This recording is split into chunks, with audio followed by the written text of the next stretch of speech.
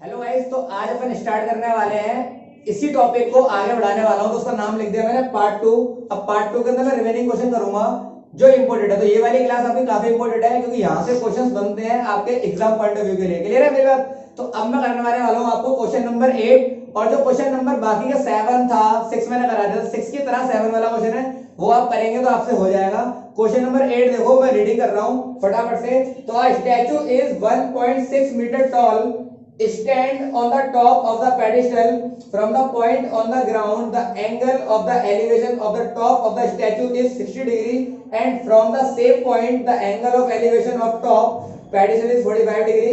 Find the height of the pedestal. देखो question क्या है, मैं आपको हिंदी कर देता हूँ पूरी। एक पेडिस्टल है, पेडिस्टल होता है जिसके ऊपर मूर्ति लगाई जाती है। तो देखो ये मैंने बना दिया पेडिस्टल पूरा। ये क्या है गाइस? ये पेडिस्टल है। क्लियर है? और इसके ऊपर मैंने कोई एक मूर्ति लगा दी। सपोज ये मेरी मूर्ति है, मैंने एक मूर्ति लगा दी, कोई दिक्कत नहीं है। अब ये मैंने मूर्ति लगाई इस पेडिस्टल के ऊपर, तो यहाँ पर ग्राउंड पर कोई बंदा है, उसने इस पेडिस्टल के ऊपर जो स्टैचू लगा हुआ है, इस स्टैचू के टॉप को देखा और इस टॉप को देखा, तो यहाँ पर जो एंगल क्रिएट हुआ वो एंगल क्रिएट हुआ 60 डिग्री। बात समझ में आ गई? और अब मेरी बात समझो, ये मैंने बेस बना लिया पूरा।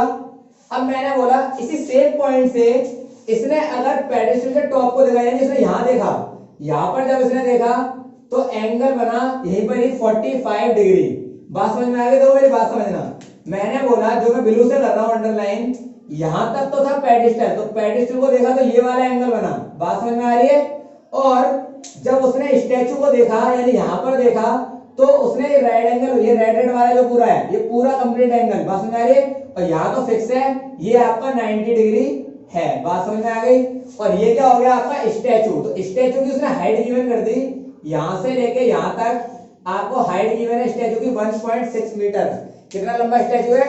1.6 मीटर लंबा स्टैचू है। और आपको बोला गया अब आप फाइंड करके बताइए पेडिस्टल की हाइट, यानी आपको निकालनी है यहां से लेके यहां तक, यानी इस पेडिस्टल की हाइट जिसको मैंने मान लिया x। बोलो कोई दिक्कत है क्या? मेरी बात समझ में आ गई? तो मैंने बोला अब मुझे इधर पहुंचना है, मैं कैसे पहुंचूंगा? तो समझते मेरी बात को। तो मैंने बोला आइए इन राइट एंगल, अब वो नाम लिख लेते हैं इनका। तो मैंने बोला A B C और ये हो गया आपका D। तो मैंने बोला इन राइट एंगल BCD में, मैंने किसमें ले लिया? BCD राइट एंगल ट्रायंगल के अंदर ले लिया। जब मैंने BCD राइट एंगल ट्रायंगल के लिया तो मैंने बोला BC अपॉन में CD। फॉर्मूला किसका होता है? तो मैंने बताया अगर थीटा यहीं पर है तो बेस, ये हो गया परपेंडिकुलर, ये हो गया पूरा हाइपोटेन्यूज। तो मैंने बोला बताइए परपेंडिकुलर अपॉन में बेस, देखो BC अपॉन में CD यानी परपेंडिकुलर अपॉन में बेस। और फॉर्मूला होता है tan, और थीटा कितना है स्मॉल वाले के लिए 45, क्योंकि मैं BCD में घूम रहा हूं तो BCD में जो एंगल है वो 45 बना है। क्लियर है? तो मैंने बोला BC कितना है? BC आपको नहीं मालूम क्योंकि आपने माना है इसको x, और CD भी आपको नहीं मालूम। क्लियर? तो CD को CD लिख दिया, और tan 45 की वैल्यू होती है 1 और क्रॉस मल्टीप्लिकेशन, तो x की वैल्यू क्या आ जाएगी? CD। Equation first. इधर तक समझ में आया? अब मैंने बोला सेम काइंड आपको क्या करना पड़ेगा, आपको बड़ा वाला ट्रायंगल लेना पड़ेगा, बिकॉज मुझे BC निकालना है। BC आया ना मेरा x, ये x की वैल्यू CD। अब ऐसी तो वैल्यू होती नहीं है, नंबरिंग फॉर्म में लानी पड़ेगी। तो मैंने क्या बोला इन राइट ट्रायंगल ACD में, मैंने पूरा ट्रायंगल ले लिया ACD में AC अपॉन में CD is equal to, formula होता है tan, क्योंकि ये भी वही है परपेंडिकुलर अपॉन में बेस, तो फॉर्मूला लग जाएगा tan 60 डिग्री। क्लियर? अब AC की वैल्यू कितनी है? तो AC की वैल्यू है गाइस आपके पास, तो AC कैसे निकालना पड़ेगा? पहले AC को लिखने का तरीका सीखो, AB प्लस BC। तो मैंने बोला AB प्लस BC अपॉन में CD, और CD की वैल्यू x मान सकता हूं बोलो, तो CD की जगह मैंने बोल दिया गाइस x इक्वल में tan 60 होता है √3। समझ में आ गया आदर्श? तो ये tan 60 क्या होता है √3। अब मैंने बोला आगे कैसे काम करेंगे, तो दोस्तों सुनो, फिर दोबारा BC यहां पर आ गया और AB की लंबाई है 1.6, तो AB की जगह AB डाल दो। BC की वैल्यू आपने मानी है x, ये लो x अपॉन में x, तो ये रहा x इज इक्वल टू √3। बोलो कोई दिक्कत है क्या? अब मैंने बोला 1 लगाया और क्रॉस मल्टीप्लिकेशन करवा दिया, तो कितना आ जाएगा 1.6 प्लस में x, यहां आ जाएगा √3 इंटू में x। एक्स एक्स वाले एक तरफ, नंबरिंग वाले एक तरफ। तो मैंने बोला अंडर रूट 3x के पास चला जाएगा, प्लस का एक्स माइनस का एक्स, तो 1.6 यहाँ आ जाएगा x कॉमन, तो अंडर रूट 3 माइनस 1। सही है, याद रखना है x कॉमन निकाला है मैंने, यहाँ क्या बचा अंडर रूट 3, यहाँ बचा 1, माइनस 1 कर देना ऐसे। क्लियर, ये अंडर रूट 2 बोल दो, ऐसे नहीं होता अभी। ये इंटू में नीचे जाएगा तो डिवाइड में, तो कितना आ जाएगा under root 3 minus 1 equal to x। और मुझे x ही निकालना है, लेकिन आपका आंसर ऐसे नहीं होगा, क्योंकि अंडर रूट 3 माइनस 1 ऐसे नहीं होता। आपका 9th क्लास के अंदर पढ़ा है कि जब भी अंडर रूट के फंक्शन नीचे आ जाए तो आप क्या करते हैं, रेशनलाइज। तो क्या करेंगे, 1.6 अंडर रूट 3 माइनस 1, नीचे क्या करते हैं, इसका बीच वाला निशान बदल देते हैं। अगर प्लस होता है तो माइनस, माइनस होता है तो प्लस, बोथ साइड करवा देंगे अपन इनटू। ये निकल गई x की वैल्यू, तो कितना आ जाएगा 1.6 अंडर रूट 3। सही है, या फिर ऐसा करो इंटू करो तो कट जाएगा, 1.6 अंडर रूट 3 प्लस 1 अपॉन में a minus B, a plus B. Formula लग गया, फॉर्मूला क्या होता है, a प्लस बी इंटू में a माइनस बी। फॉर्मूला होता है a square minus B square. Apply करो तो अंडर रूट 3 का स्क्वायर माइनस 1 का स्क्वायर, स्क्वायर से कट गया रूट। सही है, तो यहाँ पर आ जाएगा आपका guys 1.8 under root 3 plus 1 upon में 3 में से 1 गए तो बचेंगे 2, और पॉइंट हटाया, 0 लगाया, 2 धाम 10, 2 अट्ठे 16। अब पॉइंट वापस से ऊपर कर दो तो 0.8 अंडर रूट 3 प्लस 1 और मीटर, यानी पेडिस्टल की जो हाइट होगी वो कितनी होगी, 0.8 इंटू में under root 3 plus 1, that is called height of pedestal. Clear. तो अब देखो अगला क्वेश्चन करा रहा हूं मैं आपको, फटाफट से इसका स्क्रीनशॉट ले लो। तो गाइस 9वां क्वेश्चन देखो, और इसके बाद 10वां क्वेश्चन आपका होमवर्क हो जाएगा। क्लियर, इजी है वो भी, अगर आप करोगे समझ में आ जाएगा। 9वां क्वेश्चन देखो फटाफट से। 9वां क्वेश्चन है, the angle of elevation of top of the building from the foot of the tower is 30 degree and the angle of elevation of top of the tower from the foot of the building is 60 degree। सही है, if the tower is 50 metre height, और tower की जो height है वो क्या दे रही है 50 मीटर, तो find the height of the building. मेरी बात समझनी है आपको कि इसने बोला जब टावर से बिल्डिंग को देखा गया, बात समझ में आ रही है। देखो आपको क्या करना है, समझना है मेरे को। Angle of elevation of top of the building from the foot of the tower. देखो समझो, दो आमने सामने चीजें हैं, तो मैंने बोला गाइस ये लो और ये लो। सही है, मैंने आमने सामने ले लिया। मैंने बोला ये तो ये बिल्डिंग ऊंची है बिल्डिंग, और लिफ्ट इसकी बंद है, कैसे मैं आऊं। क्लियर, तो ये हो गई बिल्डिंग और ये हो गया आपका टावर। बात समझ में आ गई। अब तो क्या बोला, टावर के फुट से बिल्डिंग के टॉप को देखा गया, टावर के फुट से बिल्डिंग के टॉप को देखा गया, और आपका एंगल बना 30 डिग्री। कितना डिग्री, 30 डिग्री। अब एंगल बनाया तो बेस भी बना हुआ, बिकॉज एलिवेशन एंगल तो नीचे बनता है, तो ये आ गया आपका 30 डिग्री। क्लियर। अब इसने बोला बिल्डिंग के फुट से टॉप देखा मैंने टावर का, ये देखो ये देख लिया मैंने। क्लियर, तो यहां पर जो एंगल बना वो एंगल बना आपका गाइस 60 डिग्री। कितना डिग्री, 60 डिग्री। और इन्होंने एक बात दे दी, इन्होंने बोला टावर की जो हाइट है वो है 50 मीटर, और ये लंबाई कितनी गिवन कर रखी है मुझे, यहां से लेकर यहां तक 50 मीटर, ये मुझे 50 मीटर गिवन कर दी। तो इसने मुझे बोला हाइट ऑफ बिल्डिंग बताइए क्या होगी। क्लियर, तो इसने मुझे बोला हाइट ऑफ बिल्डिंग, तो मैंने बोला ये रही बिल्डिंग की हाइट, इसको मैंने मान लिया दोस्त y। बात समझ में आ गई, इसको मान लिया मैंने y, मुझे ये निकालना है। बात समझ, क्वेश्चन कितना इजी है। तो मैंने बोला आओ इसके नामकरण कर लेते हैं, तो a B C और ये हो गया आपका D। तो मैंने बोला in right angle A B C में मैंने ABC राइट एंगल ट्रायंगल ले लिया। क्लियर, गौर से देखो, इसका मेरे को हाइट पता है और मुझे एंगल भी पता है, तो मैंने बोला ABC के अंदर AB अपॉन में BC, AB अपॉन में BC, और AB क्या है मेरा दोस्त, थीटा यहां पर है तो परपेंडिकुलर, और ये मेरा क्या है बेस, और ये रहा हाइपोटेनस। तो कितना आ जाएगा, परपेंडिकुलर अपॉन में बेस, फॉर्मूला होता है tan, और एंगल है 60 डिग्री। AB की वैल्यू कितनी है, तो AB की वैल्यू है 50, और BC कितना है नहीं मालूम, तो BC को BC लिख दो। और tan 60 कितना होता है, tan 60 होता है अंडर रूट 3, और क्रॉस मल्टीप्लिकेशन नीचे 1 लगाकर, कोई दिक्कत।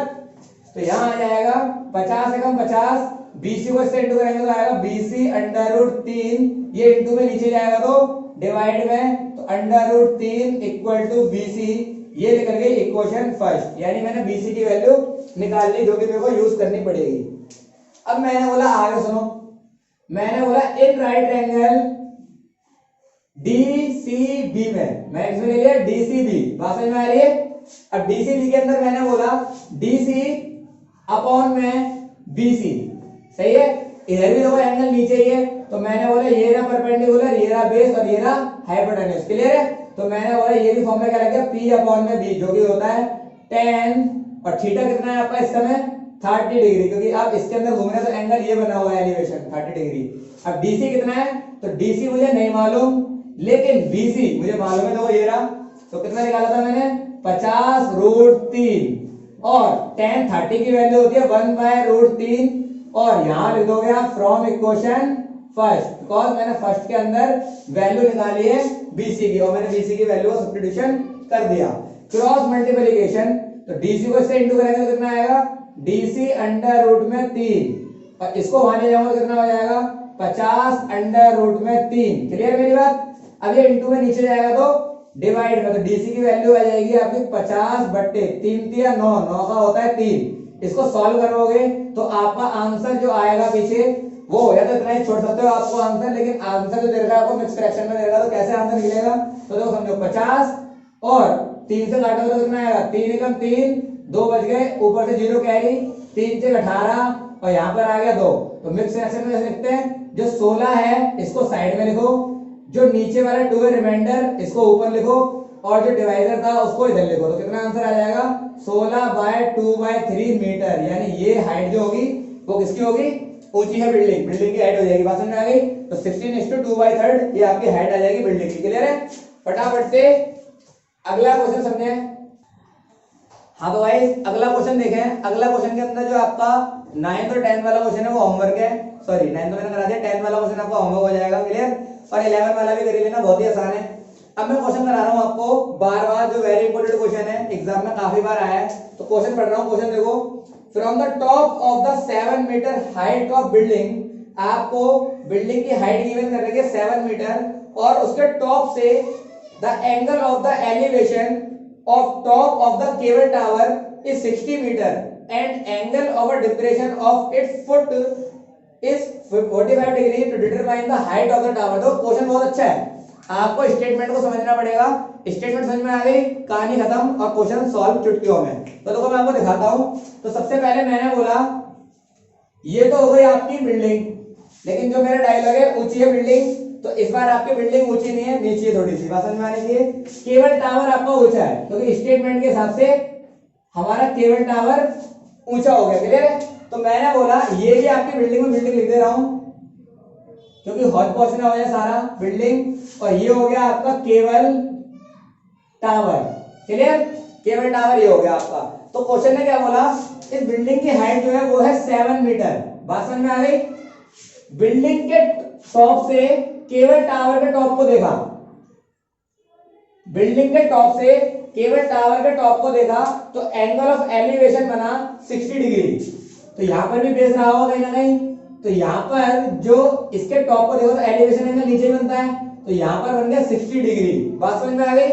लेकिन क्वेश्चन ने यहाँ पर पलटी मार दी। क्वेश्चन ने बोला अगर इसी बिल्डिंग के टॉप से मैं केबल टावर के बॉटम को देखूंगा, यानी नीचे देखूंगा, तो एंगल जो मेरा बनेगा वो बनेगा 45 डिग्री, और ये एंगल होगा एंगल ऑफ डिप्रेशन, बात समझ में आ गई। मैंने क्या बताया था, जब हम ऊपर से नीचे देखते हैं, वो लड़की वाला एग्जांपल याद है ना, ऊपर से नीचे देखते हैं तो एंगल बनता है डिप्रेशन, तो यहाँ पर कितना आ जाएगा 45, और इसको आप ज्वाइन कर दोगे, ऊपर बेस तो तैयार है। तो मैंने क्या बताया था, जितना एंगल यहाँ होगा, दोनों लाइनें पैरेलल होती हैं, तो आपका ये वाला एंगल भी कितना आ जाएगा 45 degree, because alternate interior angle, बात समझ में आ गई। तो अब मेरा बन गया पूरा फिगर, और यहाँ पर मैंने बोला 7 डिग्री 7 मीटर, और ये भी लेंथ कितनी हो जाएगी 7 मीटर, बात समझ में आ गई। अब मुझे फाइंड करना क्या है, मुझे बोला डिटरमाइन हाइट ऑफ टावर। और देखो अल्टीमेट समझो मेरी बात, मैंने ना इतनी तो बिल्डिंग नहीं कवर कर लिया, तो यहाँ 7 मीटर था, ये भी 7 मीटर होगा, तो आपको क्या निकालना है अल्टीमेट, आपको निकालना है ये, तो इसको मैंने मान लिया x मीटर। अगर मैं ये निकाल लूं और उसमें 7 जोड़ दूं तो पूरे टावर की हाइट आ जाएगी, नहीं आ जाएगी बोलो, क्लियर है? तो मैं कैसे निकालूंगा? तो मैंने बोला सबसे पहले इसका नामकरण कर लो।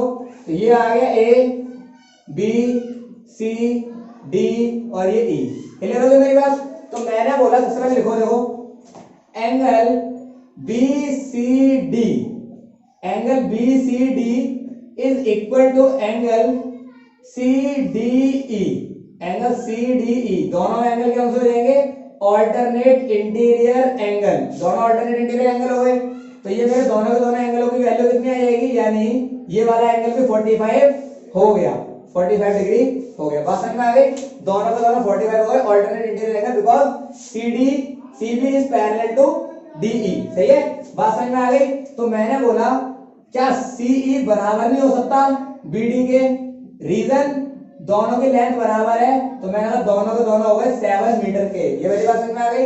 अब मैंने क्या बोला वो सुनो मैंने बोला ये निकल गया, ये निकल गया, तो इन राइट एंगल ट्रायंगल इसके अंदर अगर मैं आऊं, बात समझ में आ रही है? इसमें मैं आऊंगा तो बेस निकाल लूंगा।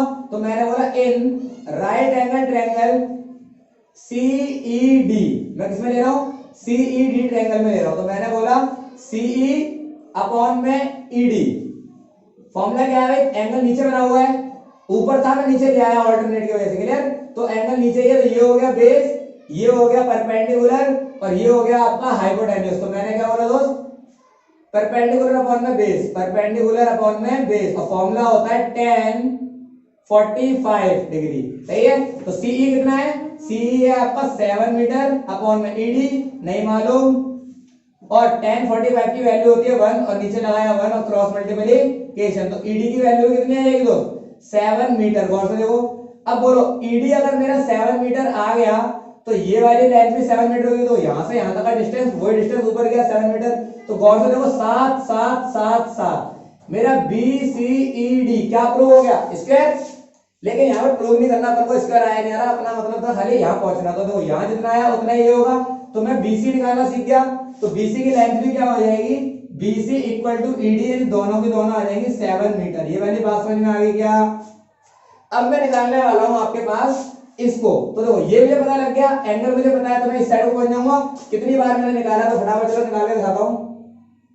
मैंने बोला in right angle triangle ABC में, मैं ABC राइट एंगल ट्रायंगल में आया, तो मैंने बोला AB अपॉन में BC। अब गौर से देखो AB क्या है? परपेंडिकुलर, ये क्या है मेरा? BC बेस, और ये भी फॉर्मूला होता है tan, एंगल कितना है इस बार? एलिवेशन का 60 डिग्री। तो मैंने बोला AB कितना है? x, BC कितना निकाला मैंने? BC आया मेरा 7, और tan 60 कितना होता है? √3। तो क्रॉस बड़ा लगाएंगे तो कितना आ जाएगा? 7√3 मीटर। ये निकल गया आपकी x की वैल्यू। अब मैंने बोला आंसर अभी आपका हुआ नहीं है, आपसे मांगा गया था हाइट ऑफ टावर। तो मैंने बोला height of tower, height of tower क्या होगी? अगर मैं जो हाइट ऑफ टावर होगी पूरी AD, अब AD कैसे निकालूंगा मैं? अगर मैं AB मैं जोड़ दूं BD, बात समझ में आ गई? और AB कितना निकाला मैंने? AB को माना था मैंने x, और x आया मेरा ये मेरा दोस्त AB आया मेरा 7√3 प्लस BD कितना है? 7 कॉमन ले लो, तो आपका आंसर आएगा 7 रूट में √3 प्लस 1 मीटर। ये आपका फाइनल आंसर हो जाएगा height of cable tower. Clear है? तो क्लियर हो गई मेरी बात? अगला क्वेश्चन देखें फटाफट से, इसको स्क्रीनशॉट ले लो। तो गाइस अपन सीखने वाले हैं क्वेश्चन नंबर 12 तो मैंने करा दिया, क्वेश्चन नंबर 14 करने वाले हैं। और इसके बाकी जो क्वेश्चन है 13 समझ में आ रहा है, वो आप होमवर्क कर लेंगे, बहुत ही इजी है, समझ में आ जाएगा। नहीं समझ में आएगा तो कमेंट में बता देना मुझे, मैं आपको सॉल्व करा दूंगा नेक्स्ट क्लास के अंदर। बात समझ में आ रही है? और क्वेश्चन नंबर आप 14 देखें, 14, 15, 16 तीनों क्वेश्चन इंपोर्टेंट है, तीनों क्वेश्चन एग्जाम के अंदर आते रहते हैं। क्लियर है? तो मैं तीनों क्वेश्चन कराने वाला हूं आपको। तो क्वेश्चन नंबर 14 देखें, मैं क्वेश्चन रीड कर रहा हूं। ए 1.2 मीटर टॉल गर्ल, इस बार 1.2 मीटर की लड़की है, सही है, sport a balloon moving with the wind in a horizontal line at a height of the 88.2 meter from the ground. The angle of the elevation of the balloon is eyes of a girl if any instant is 60 degree. After the sometime angle of elevation reduced by 30 degree. सही है? Find the distance traveled by the balloon during the interval. देखो question कितना आसान है, मैं आपको पूरा question figure के जरिए समझाता हूँ। और देखो स्टेटमेंट क्या क्या बोली हुई है। मैंने बोला कि एक लड़की है, सही है। वैसे फिगर आपको आपकी बुक के अंदर दे रखा है बना बनाया, मैं आपको फिर भी अच्छे तरीके से समझाने की कोशिश करता हूं, ठीक है। तो मैंने बोला, यहां मेरी बात समझे, मैंने बोला ये इतने मीटर एक लंबी लड़की है, क्लियर। और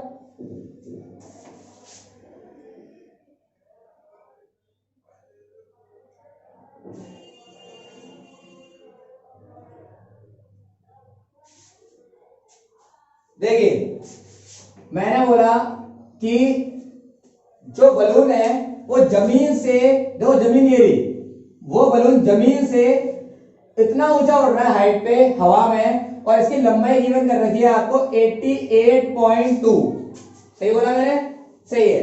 88.2 मीटर लंबाई पर ये उड़ रहा है इतना ऊंचा।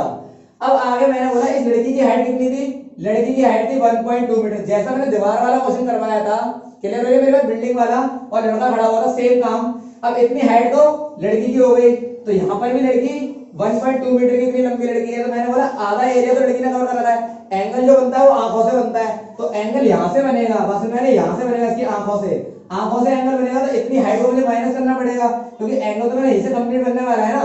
तो मैं क्या करूंगा, अब मेरी ये ऊंचाई कितनी हो जाएगी बलून की, 88.2 में से 1.2 माइनस करो तो कितना आ जाएगा भाई, ये आ जाएगा आपका 87, समझ में आ रहा है, 87 मीटर, ये आपका आ जाएगा 87 मीटर। बात समझ आ रही है, मैं यहां लिख देता हूं एरो बना के, तो ये आ जाएगा आपका 87 मीटर, क्लियर। अब देखो मेरी बात सुनो, जब इस लड़की ने बलून को यहां पर उड़ते हुए देखा, जब इस लड़की ने बलून को यहां पर उड़ते हुए देखा, बात समझ में आ रही है, तो उसकी आंखों से जो एंगल बना एलिवेशन एंगल, वो एंगल बना उसका 60 डिग्री, क्लियर। लेकिन जब बलून हवा में मूव कर गया, आगे वो मूव कर गया यहाँ पर, जब उसने उस गुब्बारे को देखा तो यहाँ पर जो एंगल बना, और फिर उसने दोबारा से देखा इसी गुब्बारे को यूं करके देखा, सही है, आंखों से देखा, तो यहाँ पर जो एंगल बना, इस वाले को मैं रेड से दिखा रहा हूँ, सही है। ये एंगल जो बना, ये एंगल बन के कम हो गया, तो जितनी लंबी निगाह जाती है उतना नीचे, और जितना ऊपर देखोगे उतना एंगल बढ़ता है। तो ये कितना हो गया आपका 30 डिग्री, मेरी बात समझ में आ गई। तो ये आ गया 30 डिग्री, ये आ गया 60 डिग्री, पूरा कंप्लीट एंगल।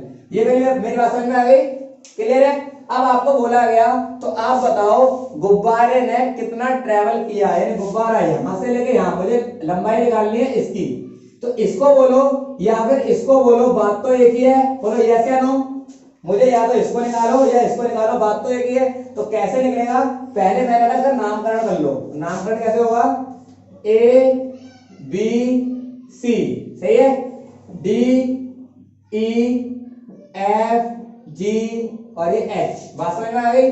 अब मेरे को निकालनी है सबसे पहले ये बलून से उस लड़की के आंख तक के ऊंची ऊंचाई, क्योंकि मेरे को वहीं तक कंप्लीट एंगल बना हुआ, तो मैं कैसे निकालूंगा, मुझे चाहिए डीई, और डीई कैसे निकलेगा, अगर मैं डीएफ में से माइनस कर दूं उस लड़की की हाइट को, जैसे मैंने वो लड़के वाला और बिल्डिंग वाला क्वेश्चन करा था वैसा ही सेम।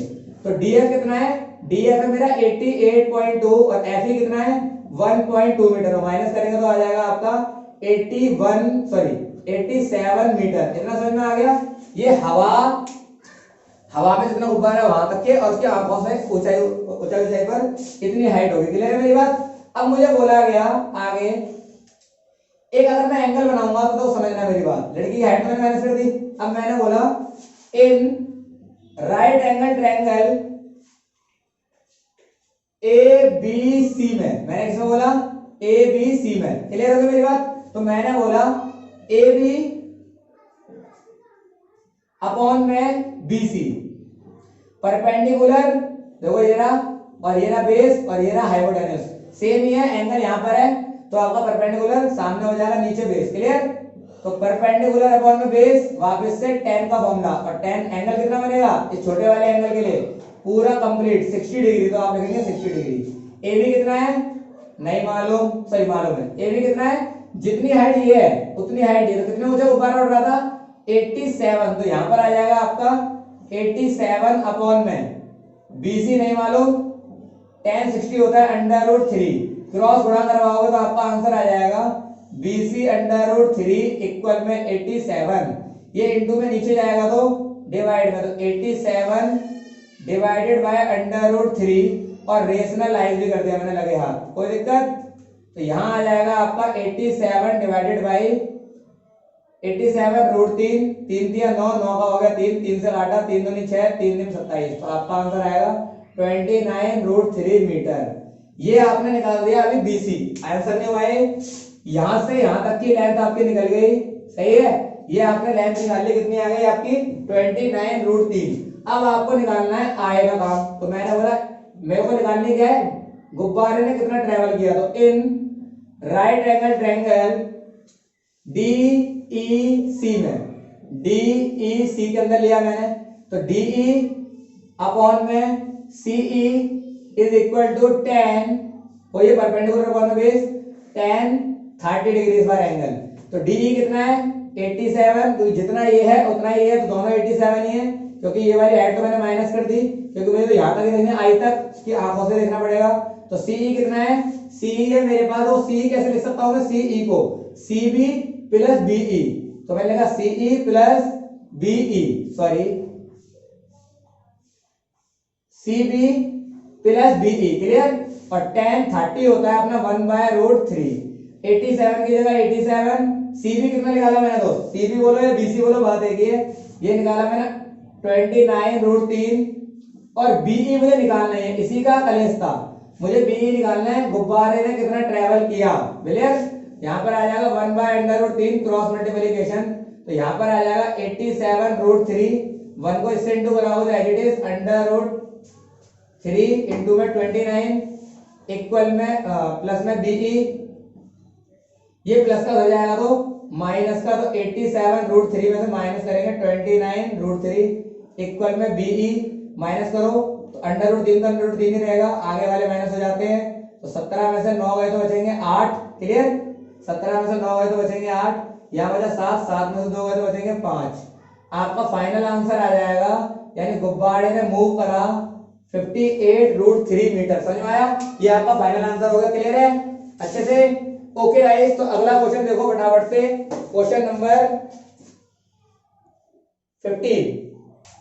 तो क्वेश्चन नंबर अगला देखिए 15 क्वेश्चन नंबर देखो, इंपॉर्टेंट क्वेश्चन है, काफी बार एग्जाम में आने वाला भी, सही है। 15 क्वेश्चन देखो, क्वेश्चन है a state highway leads to the foot of a tower, a man standing at the top of a tower observe the car at the angle of a depression of 30 degree which is approaching of the foot of the tower within a uniform speed 6 minutes later, सही है, the angle of a depression of a car is found to be 60 degree, find the taken by the car reach of the foot of the tower from the points। बात समझ में आ रही है?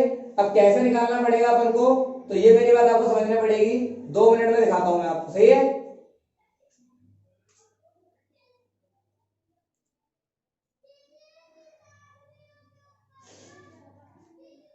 देखो भाई, figure बनाकर दिखाता हूं मैं आपको, फिगर देखिए,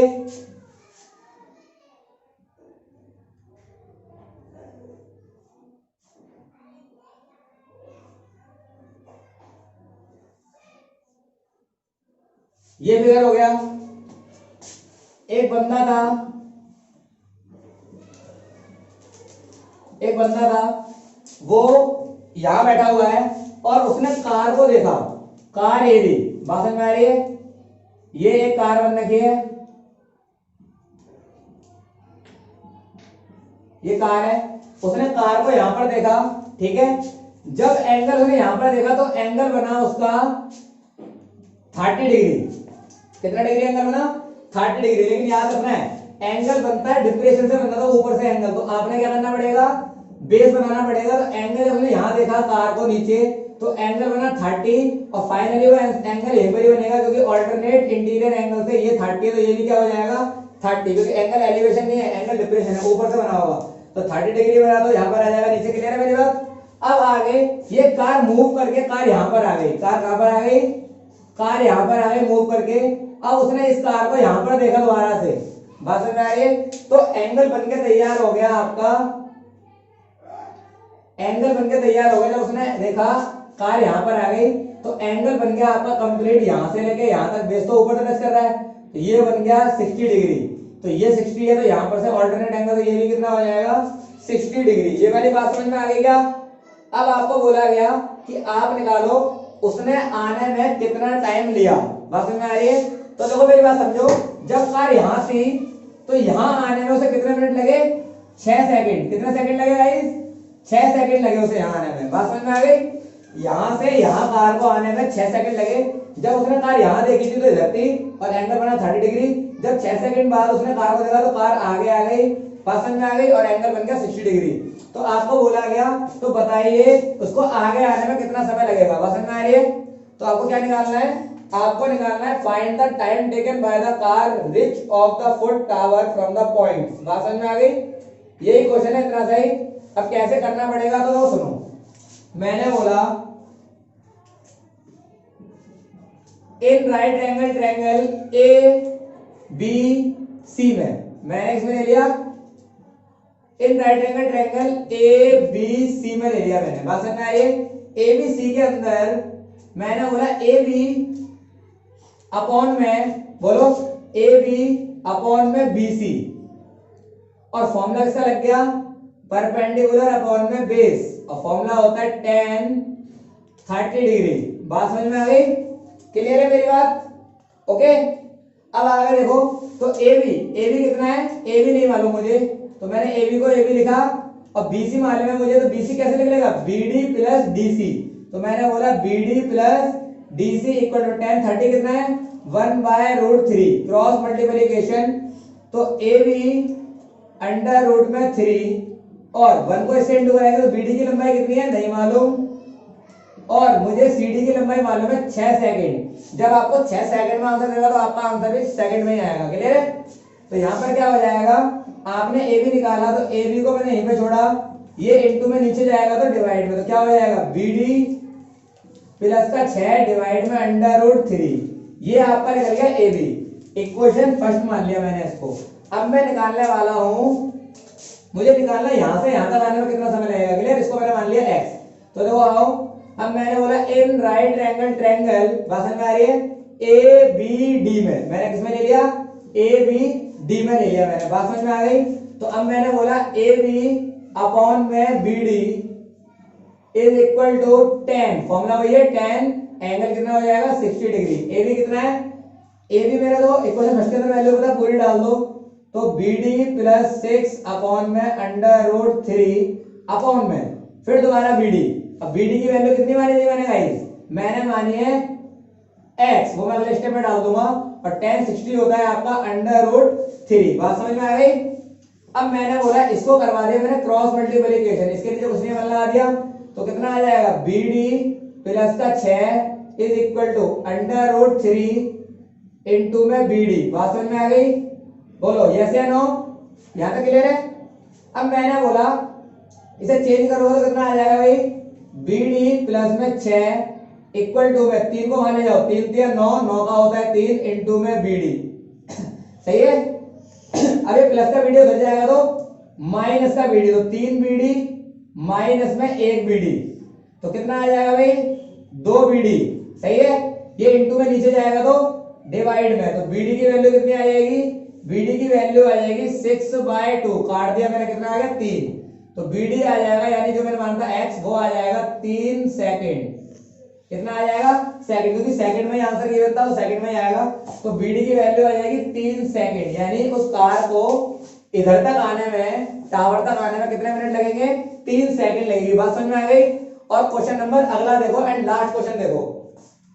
तो अगला सवाल देखो, अगला सवाल है आपका the angle of elevation of the top of the tower from the 2 points at a distance 4 metre and 9 metre from the base of the tower and in the same straight line the angle are complementary। सही है?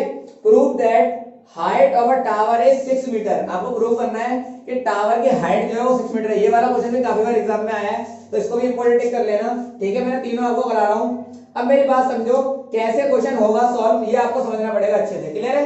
तो मेरी बात समझो अच्छे से। मैंने बोला कॉम्प्लीमेंट्री एंगल क्या होते हैं, पहले तो सुनो।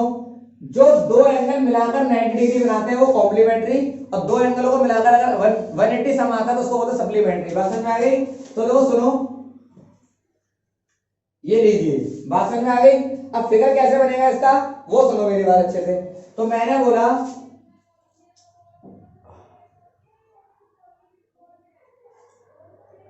ए बी सी, बात समझ में आ गई? ए बी सी, क्लियर है? अब देखो यहां से यहां तक का जो डिस्टेंस गिवन कर रखा है इन्होंने वो कर रखा है 9 मीटर। बात समझ में आ गई?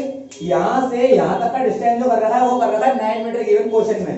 और मुझे बोला यहां से लेके यहां तक जो एंगल डिस्टेंस गिवन कर रखा है वो पता नहीं है मुझे, इसको मैंने मान लिया x, और यहां से यहां तक का डिस्टेंस गिवन कर रखा है मुझे 4 मीटर। तो गौर से बनवाओ ये x मेरा कैसे निकलेगा? अगर मैं टोटल 9 में से इस 4 को माइनस करूंगा तो कितना आ जाएगा? ये 5 मीटर। अब मेरी बात समझो, एंगल कॉम्प्लीमेंट्री वाली बात। तो यहां पर जो एंगल है वो अगर मैंने मान लिया थीटा, क्योंकि एंगल गिवन नहीं है, तो ये वाला एंगल हो जाएगा 90 डिग्री माइनस थीटा। सही देखो मेरी बात समझो, एग्जांपल के तौर पे अगर मैंने बोला यहां पर मैंने ले लिया गाइस 30 डिग्री, कितना ले लिया? 30 डिग्री, क्योंकि ये झुका ज्यादा होगा। 30 डिग्री को यहां डालेंगे तो कितना आ जाएगा? 60 डिग्री। तो सही है कि नहीं? मैंने बोला ये कम होता है तो आगे जितना बढ़ते रहेंगे एंगल इंक्रीज करने लग जाता है। कितना होगा? 60 हो गया, समझ में आया? तो ये मैंने मान लिया थीटा, तो ये हो जाएगा 90 माइनस थीटा, क्योंकि दोनों मिलाकर कितने के होते हैं? Complementary angle 90। देखो कैसे, 90 डिग्री पहला एंगल, फिर theta plus theta minus theta करेगा तो आंसर कितना आ गया? याद रखना है, sum of two angles are complementary, तो कितना सम आएगा? 90 डिग्री। क्लियर है मेरी बात? आपको दो कॉम्प्लीमेंट्री एंगल होगा, सब कितना मिलेगा? 90 डिग्री मिलेगा। क्लियर है मेरी बात? अब कैसे करना पड़ेगा? मुझे निकालनी है हाइट। अब हाइट मेरी क्या है? ए बी, इसको मुझे लाना है, और ये मेरी आनी चाहिए। तो टू प्रूव क्या करना है? टू प्रूव करना है आपको कि height of tower is 6 metre, ये आपको प्रूव करना है। बात समझ में आ गई?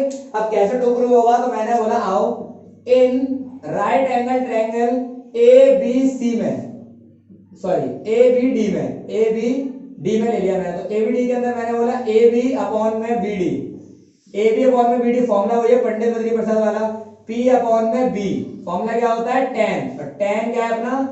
90 डिग्री माइनस थीटा, एंगल देखो यही है। तो मैंने बोला ए बी कितना है? ए बी है आपके पास y अपॉन में tan थीटा, देखो बी डी कितना आ गया आपके पास? 4, और tan ये फॉर्मूला होता है tan 90 माइनस थीटा, याद आ रही है 8.3 एक्सरसाइज, उसके अंदर फॉर्मूला लिखाए थे मैंने, tan 90 minus theta equal to cot theta. तो y की वैल्यू आ जाएगी, क्रॉस गुणा कराएंगे तो भाई 4 इंटू में cot थीटा, इक्वेशन फर्स्ट। इतना समझ में आ गया? ये आपकी इक्वेशन फर्स्ट आ गई। अब सेम काइंड आपने बड़ा वाला राइट एंगल ले लिया, तो in right angle triangle A B C में ले लिया आपने। तो मैंने बोला ए बी अपॉन में B C equal to tan theta. सही है? ए बी कितना है? ए बी वाई, और बी सी की वैल्यू कैसे निकालूंगा मैं? बी सी पूरा कितना गिवन है देखो 9, तो मैंने लिख दिया 9 इक्वल में tan थीटा। सही है?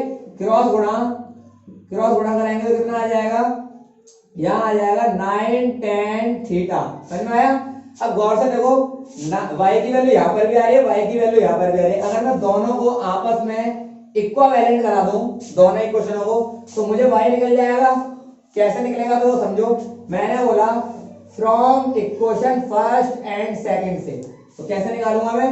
मैंने बोला 4 tan थीटा इक्वल में 9 tan थीटा। समझ में आ गया? सॉरी ये 4 cot थीटा है, 4 कितना है? cot theta. बात समझ में आ गई? अब देखो 4 को नीचे ले चलो, tan को यहां ले आओ तो कितना आ जाएगा भाई? मैंने बोला cot थीटा, ये नीचे गया तो कितना बन जाएगा? tan थीटा इक्वल में 9/4। बात समझ में आ गई? और आप मेरी बात समझो तो देखो समझो, cot को मैं क्या बोल सकता हूं? 1 अपॉन में tan थीटा, एक tan पहले से था तो क्या हो जाएगा? स्क्वायर, तो tan स्क्वायर थीटा, तो 9/4। इतना समझ में आ गया? अब देखो अगर मैं यहां से क्रॉस गुणा करवा दूं तो कितना आ जाएगा भाई? tan theta. तो देखो सुनो, tan थीटा आ जाएगा मेरा tan स्क्वायर थीटा 4/9। तो tan थीटा की वैल्यू कितनी आ जाएगी?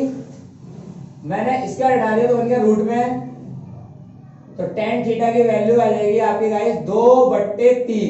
ये निकल गया tan थीटा। अब tan थीटा की वैल्यू चाहे यहां डाल दो चाहे यहां डलवा दो, कॉट में कन्वर्ट करके आपको y मिल जाएगा। तो मैं क्या करूंगा? देखो सुनो, मैंने बोला फ्रॉम इक्वेशन सेकंड, कौन सी इक्वेशन ले लिया ना, सेकंड, और सेकंड इक्वेशन को ले लिया मैंने तो क्या हो जाएगा, y इक्वल में 9 इंटू में 10 थीटा की जगह लगाओ 2/3, 3 एकम 3, 3 तिया 9, 3 दूनी 6, तो ये कितना आ गया आपका 6 मीटर। और y मैंने क्या माना था, y माना था मैंने हाइट ऑफ टावर, और तो 6 मीटर लगा, 6 मीटर आ गया। तो आप लिखेंगे यहाँ पर हैंस प्रूव। समझ में आया गाइस? तो क्लियर है मेरी बात? तो आपकी ये वाली एक्सरसाइज खत्म हो गई गाइस। Okay clear? जो भी डाउट हो आप मुझे कमेंट में लिख सकते हैं कि भाई ये वाला मेरे को समझ में नहीं आया सर, तो आपको क्लियर करा दूंगा मैं आपको। क्लियर है? तो ओके बाय बाय।